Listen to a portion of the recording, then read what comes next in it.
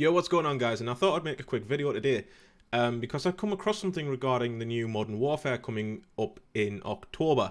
I made a video, a 20-minute video last week about what I wanted to see out of it, and we're not going to get that because I come across this, and it's basically, a post on why Infinity Ward decided to reveal, its reasons behind the reboot. So, as it says, for the longest time it was rumored that the 2019 Call of Duty, the 16th in the series, would be Modern Warfare 4, which is what we all thought, what we all wanted. As it turns out, developer Infinity Ward opted to do away with the numbering and start from scratch. So, straight away, it's not going to be a Modern Warfare 4. We wished it was, but it's not going to. In the next paragraph, it goes on to say, it's simply called Modern Warfare, just like the 2007 original. But this 29 release is no remaster. As you surely know by now, it's actually a total reboot of the trilogy. So it looks like, it honestly does kind of look like we're going to get, quite a rich, new sort of modern-based storyline. Obviously, with it being a reboot, they can bring Soap back, the character Soap, which is Captain John McTavish, who died in Modern Warfare 3. So basically, they can bring him back to life and totally start the franchise over again. Only problem being, if they decide to make like a Modern Warfare 2, a Modern Warfare 3 again, it could sort of destabilize and sort of potentially alienate people, because obviously that's what the originals were for. That's what the originals are and forever will be.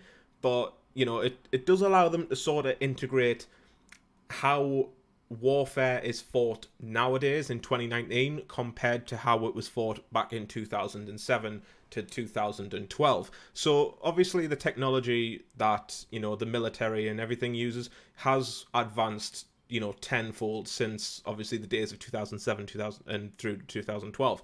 So, there's that aspect to consider.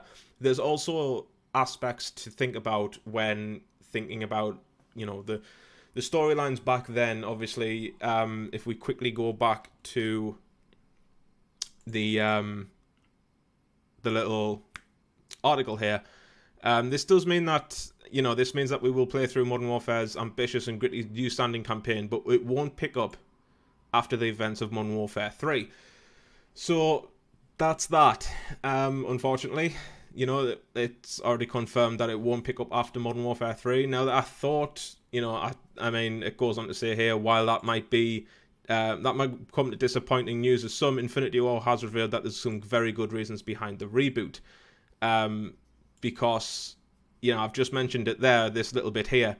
The main drive behind the reboot was based on the idea of the very term modern warfare, and that has changed dramatically over the last decade, which it has. It has severely changed how we see warfare. Like I say, the technology and everything, and the tactics and strategies, and the history around what we term as modern warfare obviously in the real world has dramatically and drastically changed over the past, say, 10 years. So realistically, it makes sense to sort of give it a soft reboot. I don't think this will be a complete hard total reboot.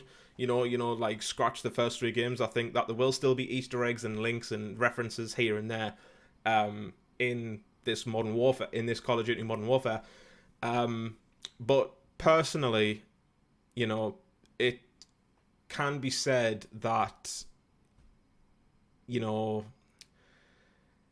warfare has changed. That's simple. It can be said that the first three games won't be wrote off. I don't think that they will be wrote off. But let's hope that this Modern Warfare is incredible, But there's a bit more here in the little article here.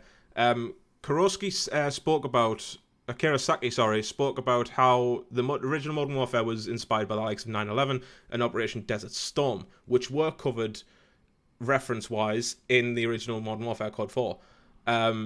He described this period as a little more clear-cut and traditional in a modern sense, with enemies that wore uniforms and flew flags. Modern Warfare nowadays doesn't really cover that. In terms of enemies wearing uniforms, blah blah blah. It's kind of like, anywhere, any place in the world now can become a war zone just like that. Like in literally the blink of an eye. Which is actually, I've just read that there, just in front of us. Continuing, he said that by today's standards is a far more terrifying beast, in that any city can become a war zone in the blink of an eye. Here, this in turn results in more collateral damage, which was a concept Infinity War used as a leaping off point for this new Modern Warfare. So Kirasaki and the rest of the Modern Warfare team at Infinity Ward is looking to do, a very realistic, or as realistic as they can without, offending people, preferably. So it has to be done right. It has to be done right. It has to be done right. Bear in mind, this is probably all campaign, everything I'm reading here is probably solely to do with the campaign, but there we have it. Kirasaki also said that Infinity War decided that they wouldn't be able to tell a realistic storyline sticking to the classic Modern Warfare timeline, because at the end of Modern Warfare 3, the series is too far removed from the real world.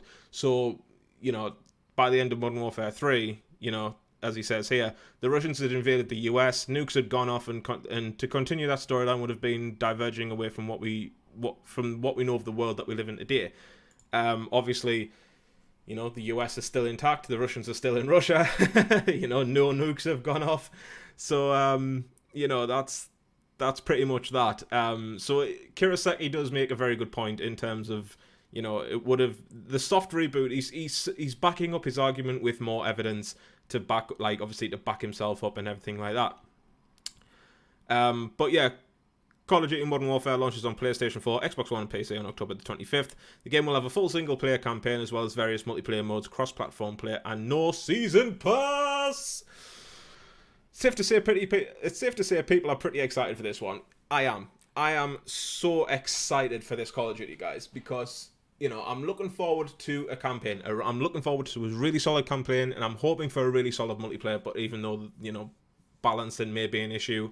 But I do plan to play it a lot with Chaos, Scorpio 183, maybe Rotexidor if he picks it up. But going back to what we said about the campaign, obviously Kirasaki making some incredible points there. I've just hit my microphone because I'm an arsehole, but there we go. But yeah, basically Kirasaki there making some fantastic points about how modern, the term, or what we deem as modern warfare, has changed over the past, so many years, 10 years, whatever it was, since 2007, so 12, yeah, so it's 12 years since, obviously, the first Modern Warfare was released.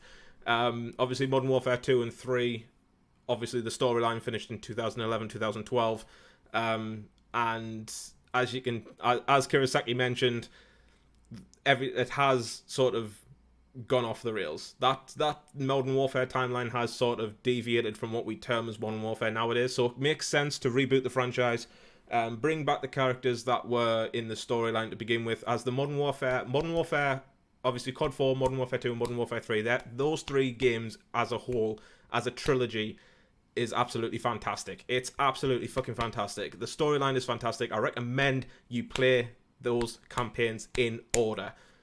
I can't recommend enough how much you guys have to play those storylines. I may cover it myself in a stream, just play through the campaigns on stream before Modern Warfare comes out, just so I'm in that kind of mood, in that frame of mind.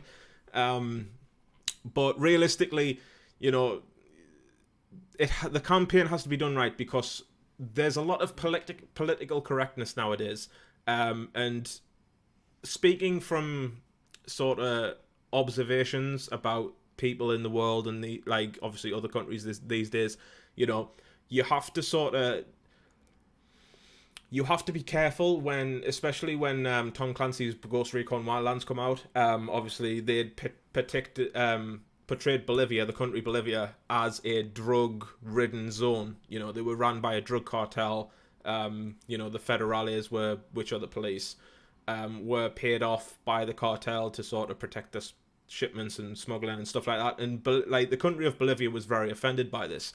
You can find all this out just by doing a quick Google search, guys.